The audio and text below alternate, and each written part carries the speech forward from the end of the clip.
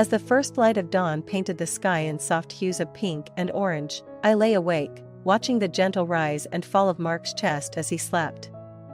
Our modest one-bedroom apartment, once a haven of love and dreams, now felt like a cage of pretenses and unspoken truths. Today was the day that had loomed over us like a dark cloud for months. Today, Mark would divorce me. The room was silent except for the soft hum of the city waking up outside our window. I could hear the distant sounds of cars and the occasional early bird, their noises a stark contrast to the quiet storm brewing within the confines of our home. Today's the day, isn't it? Mark's groggy voice broke the silence as he stirred awake, his eyes meeting mine with a complexity of emotions I couldn't decipher. Yes, I replied, my voice steady despite the turmoil inside. Today's the day. The past few years with Mark had been a roller coaster of highs and lows. When we first met, I was fresh out of college, full of ideals and dreams. Mark, with his ambitions and drive, seemed like the perfect counterpart to my spirited independence. We fell in love, or so I thought. I always believed it wasn't just about love, it's about securing our future, Mark said one evening, as we discussed our plans over a modest dinner. His words echoed in my mind, a painful reminder of the divergence in our paths. But isn't love part of that security? I had countered, trying to find a common ground. For some, maybe. But I've seen too much to believe that love is enough, he replied, his gaze distant, as if he were speaking from a place of deep-seated fears and convictions. That conversation was the first crack in the idyllic image I had painted of our life together. Over time, Mark's obsession with wealth and status grew, overshadowing the simple joys we once shared. Our Sunday morning walks, the pancakes I'd make, the laughter that filled our apartment, all faded into the background as Mark's gaze fixed on a horizon I couldn't see. His pursuit of wealth became all-consuming when he began to view our marriage not as a partnership of equals, but as a stepping stone to a future he had meticulously planned. A future, as it turned out, that no longer included me. The woman I've met, she's the daughter of one of the wealthiest men in the city.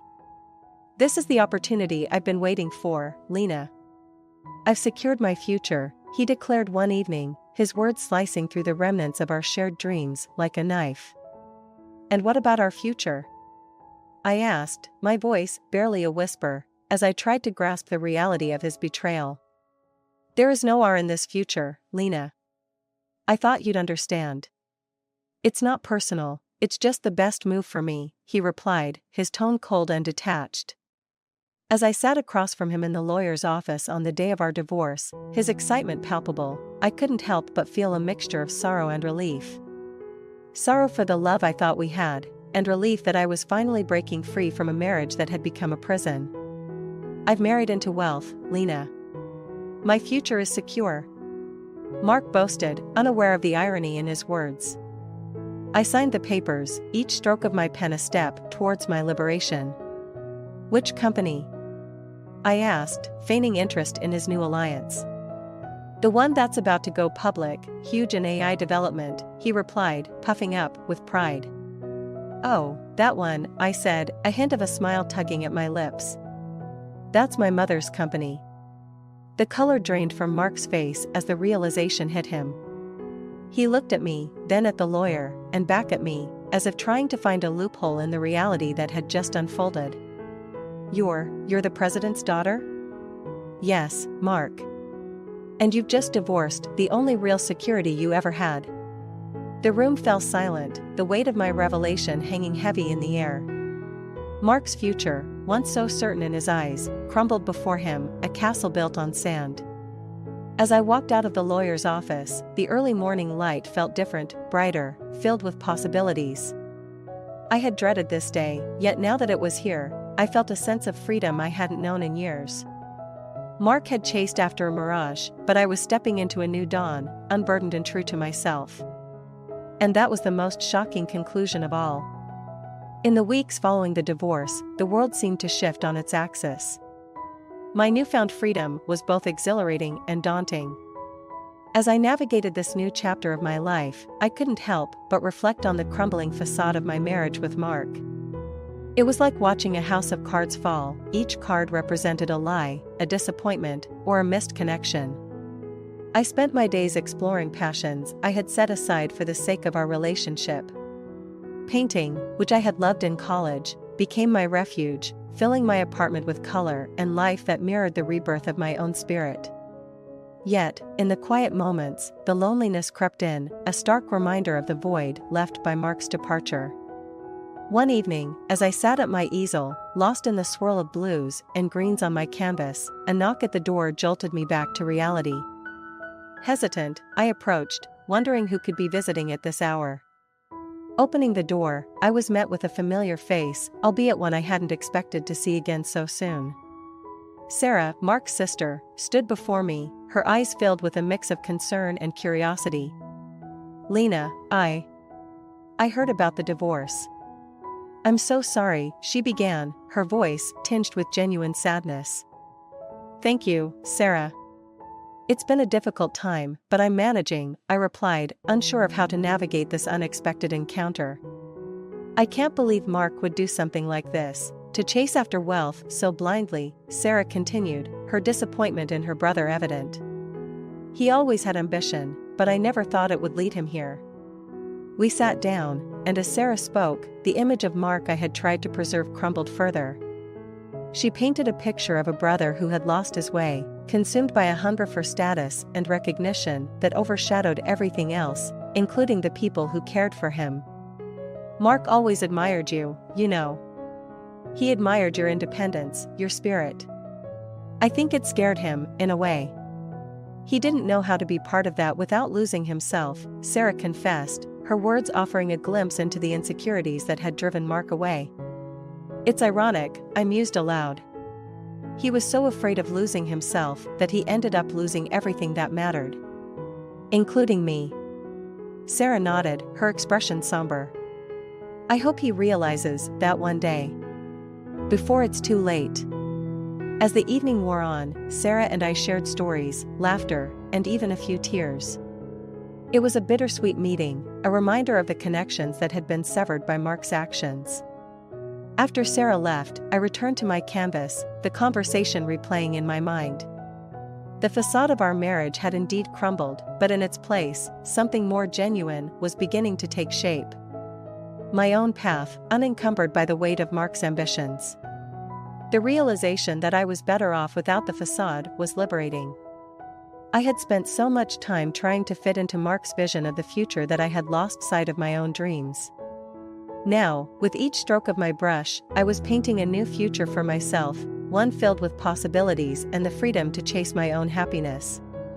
The crumbling facade of my marriage with Mark had been a painful chapter, but it was also a necessary one. It forced me to confront the uncomfortable truths about our relationship and, ultimately, about myself. I had been complicit in maintaining the illusion, afraid of what would happen if it fell apart. Now, as I stood alone but unbroken, I realized that the end of our marriage was not the end of my story. It was the beginning of a journey towards self-discovery, a journey that promised to be filled with its own challenges and triumphs. And as the night deepened, the colors on my canvas blending into a symphony of light and shadow, I knew that I was ready to face whatever came next. The facade had crumbled, but in its place, I had found my strength. The day of the divorce loomed like a specter over my thoughts, casting a long shadow that colored even the brightest moments with a tinge of melancholy. As I prepared for the inevitable, a strange sense of calm settled over me. It was as if the storm of emotions that had raged within me for so long had finally exhausted itself, leaving behind a quiet determination to face whatever came next. I arrived at the lawyer's office, the finality of the situation pressing down on me with each step. The office was sterile, the air thick with the scent of legal documents and cold coffee. As I took my seat across from Mark, I couldn't help but notice the smug look of satisfaction on his face. He was like a cat that had caught the canary, oblivious to the fact that the bird was about to fly away. "Good morning, Lena. I trust you're well," Mark began, his voice dripping with a feigned cordiality that made my skin crawl. "I'm as well as can be expected, given the circumstances," I replied, my voice steady despite the turmoil churning inside me. The lawyer, a middle-aged man with a no-nonsense demeanor, wasted no time in getting down to business. If both parties are ready, we can begin the proceedings. As the lawyer outlined the terms of the divorce, Mark's eyes gleamed with anticipation. He clearly believed he was walking away with the better deal.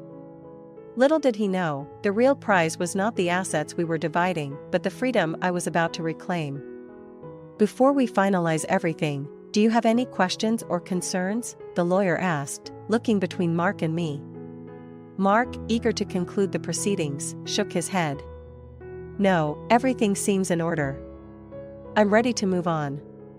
It was then that I decided to reveal the truth, the final twist in a tale that Mark had thought he controlled. Actually, I have one question, I said, turning to Mark with a calmness that belied the significance of my next words. Which company did you say your future wife's father owns? Mark, caught off guard, replied with a hint of pride, the one that's about to go public, huge in AI development. Why do you ask? I paused for effect, letting the silence hang in the air for a moment, before delivering the coup de grace. Oh, that one, I said, a small smile playing on my lips. That's my mother's company. The impact of my words was immediate. Mark's face drained of color, his eyes darting from me to the lawyer and back again, as if searching for a sign that this was some kind of joke. But there was no humor in the room, only the dawning realization of the magnitude of his mistake. You're the president's daughter? Mark stammered, his composure crumbling. Yes, I confirmed, signing the last of the documents. And you've just divorced me. The lawyer, sensing the sudden shift in dynamics, cleared his throat uncomfortably. If there's no further business, I'll proceed with filing the paperwork. Mark's reaction was a mix of panic and disbelief. He babbled incoherently about misunderstandings and second chances, but it was too late. The documents were signed, the marriage was over, and with it, his dreams of a secure future built on the fortunes of others. As I walked out of the lawyer's office, the weight of the past few years seemed to lift from my shoulders.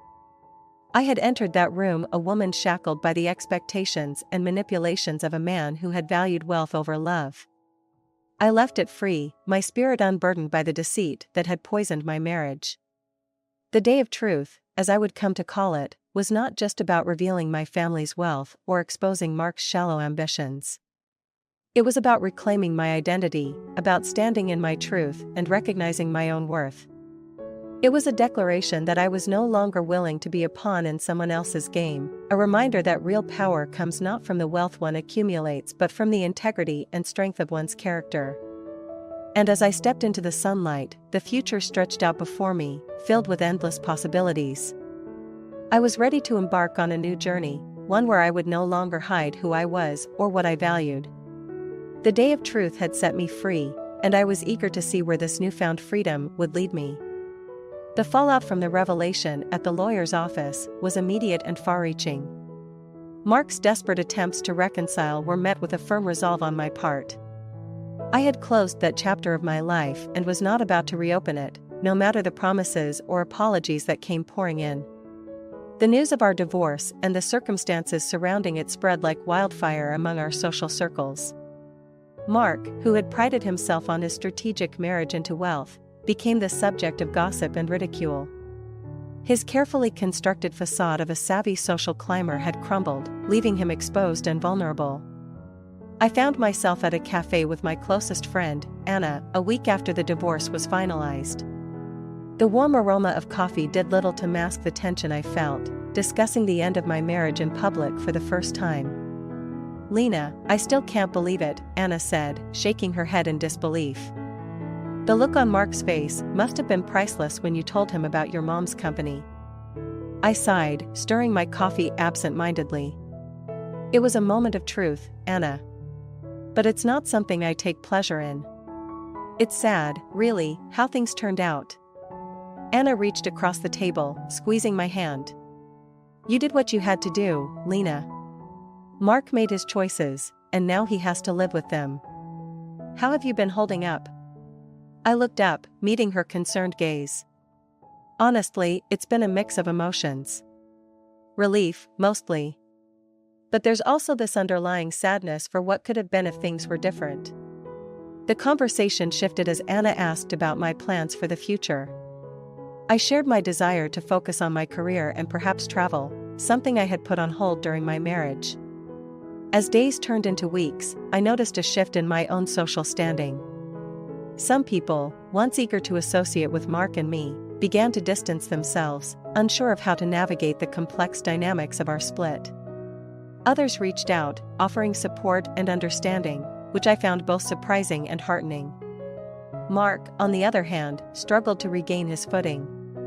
I heard through the grapevine that his relationship with the woman he had left me for had soured once the truth about my family came out.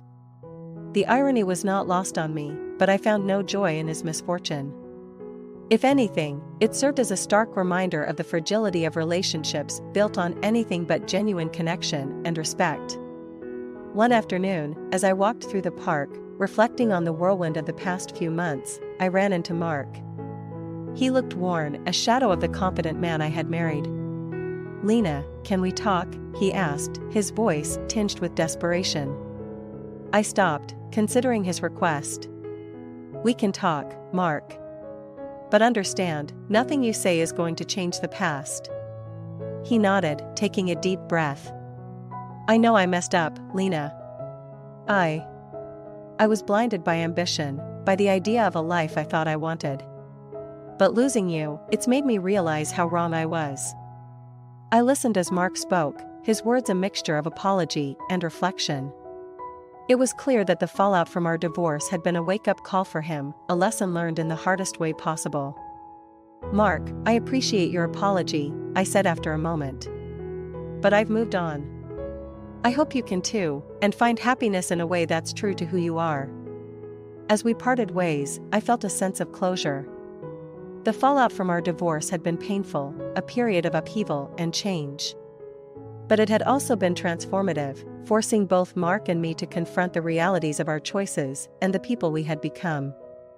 For me, the fallout was not just about the end of my marriage, but the beginning of a new chapter in my life, one where I was free to pursue my dreams and build a future on my own terms. And as I walked away from Mark that day, I knew that no matter what challenges lay ahead, I was ready to face them with a sense of purpose and a heart open to new possibilities. The weeks following my encounter with Mark were filled with a profound sense of liberation. It was as if the final strings tethering me to a life of pretense and dissatisfaction had been cut, allowing me to embrace my true self without the shadow of someone else's ambitions looming over me. I decided to channel this newfound freedom into rediscovering the passions I had set aside during my marriage. I began writing again, something I had always loved but never pursued seriously due to the demands of my former life. Sitting in front of my laptop, words flowed from me like a dam had been broken, stories and ideas that had been percolating in the back of my mind for years finally taking shape on the screen. One evening, as I was wrapping up a chapter of the novel I had started, a call from my mother disrupted my flow. I hesitated for a moment, knowing that conversations with her often veered into discussions about family expectations and responsibilities. But to my surprise, this call was different. "Lena, darling, how are you?" My mother's voice sounded through the speaker, warm and genuine. "I'm good, Mom. Actually, I've been doing some writing," I replied, a hint of excitement in my voice. "Writing? That's wonderful. You always had a talent for it," she encouraged. "Tell me about what you're working on." I shared the premise of my novel with her, expecting polite interest. Instead, what I received was enthusiastic support and a genuine curiosity about the plot and characters. It was a conversation unlike any we'd had before, one where I felt seen and valued for who I was, not just as the heir to a vast empire, but as Lena, the individual. "Mom, I didn't know you were interested in literature," I said, genuinely surprised. "There's a lot you don't know about me, Lena." "Just like there's a lot I'm learning about you," she replied, her voice softening. "I'm proud of you, not for the wealth or the status, but for seeking your own path. It's what your father and I always wanted for you." Her words struck a chord in me, reinforcing my decision to live authentically. It also dawned on me that liberation wasn't just about freeing oneself from the expectations of others, but also about understanding and embracing the complexities of our relationships. In the days that followed, I threw myself into my writing with renewed vigor, often losing track of time as I explored the depths of my creativity. I also began reconnecting with old friends and making new ones, people who shared my interests and values, rather than those who were merely part of the social circle I had navigated with Mark. One afternoon, while having lunch with a new friend, Jasmine, whom I had met at a writer's workshop, the topic of my recent divorce and the journey I had embarked on came up. "Lena, it's incredible how you've turned a situation that could have broken many people into a stepping stone for your own growth," Jasmine remarked, her admiration clear in her eyes. I smiled, acknowledging the truth in her words. "It hasn't been easy, but I've come to realize that sometimes, you need to go through the storm to appreciate the calm. I found liberation not just in ending a relationship that wasn't right for me, but in rediscovering who I am and what I'm capable of." Jasmine nodded, her expression thoughtful. "It's inspiring, Lena. It reminds me that we all have the power to redefine our lives, no matter the circumstances." As we continued our lunch, discussing everything from literature to life's unpredictable twists, I felt a deep sense of contentment. The path to liberation had been fraught with challenges, but it had led me to a place of self-discovery and empowerment. Liberation, I realized, was not just a moment of breaking free, it was an ongoing journey of becoming more authentically myself, of living a life filled with purpose, passion, and genuine connections. And as I looked forward to the future, I knew that whatever it held, I was ready to meet it head-on, with a heart full of courage and a spirit unbound. The months following my divorce and the subsequent fallout felt like navigating through a dense fog, gradually lifting to reveal the path forward. Liberation had brought with it a sense of peace and self-discovery, but it was the prospect of new beginnings that filled me with a renewed sense of purpose and excitement. I found myself sitting across from my mother in her expansive office, a floor-to-ceiling window offering a panoramic view of the city skyline. The late afternoon sun cast a warm glow over the room, illuminating the soft smile on my mother's face. "Lena, I've watched you navigate these past months with such grace and resilience," she began, her voice both proud and tender. "Your strength through the divorce and your determination to carve out your own path has been inspiring." I felt a warmth spread through me, buoyed by her words. "Thank you, Mom. It's been a journey, but I feel like I'm finally starting to understand who I am and what I want from life." She nodded, leaning forward slightly. "And what is it that you want, Lena? Have you thought about what's next for you?" I took a deep breath, the future I envisioned for myself taking shape in my mind. "I want to make a difference, Mom. I want to use my experiences and the resources we have to help others. I've been thinking about starting a foundation focused on supporting women in technology, offering scholarships, mentorships, and resources to help them succeed." My mother's eyes lit up, her enthusiasm palpable. "That's a wonderful idea, Lena. Your passion for this cause is evident, and I believe you have the vision and drive to make it a reality. How can I support you?" Our conversation evolved into a brainstorming session, ideas bouncing back and forth as we outlined the foundation's mission and the steps needed to bring it to life. It was a moment of connection, not just as mother and daughter, but as two women passionate about making a positive impact in the world. The days that followed were a whirlwind of activity. Meetings with lawyers and financial advisors to set up the foundation, conversations with leaders in the tech industry to garner support, and late nights spent drafting plans and proposals. It was hard work, but every moment felt infused with purpose and potential. One evening, as I sat at my desk surrounded by papers and notes, I received a call from Anna. "Lena, how are you? I've been hearing bits and pieces about your new project, and I'm dying to know more." I smiled, grateful for the interruption and the chance to share my excitement with my friend. "It's really happening, Anna. The foundation is coming together, and I truly believe we can make a difference. It feels like everything I've been through has led me to this point." Anna's voice was warm and supportive. "I'm so proud of you, Lena. You're going to change lives, I just know it." And hey, if you need a volunteer or someone to bounce ideas off, you know where to find me. Thank you, Anna.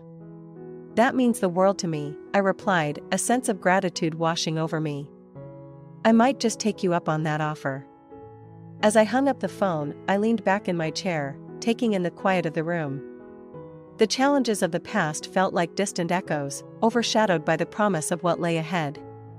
Starting the foundation wasn't just a new beginning for me, it was a chance to create new beginnings for others, to empower and uplift in ways I had only dreamed of.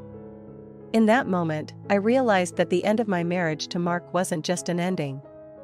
It was a catalyst, propelling me towards a future where I could use my experiences, both good and bad, to forge a path of impact and meaning.